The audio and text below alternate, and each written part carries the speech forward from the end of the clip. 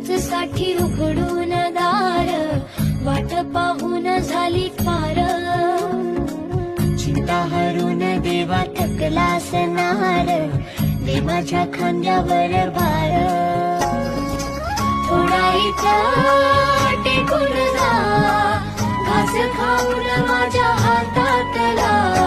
गणराया गणराया गणराया, हो गणराया गणराया गणराया.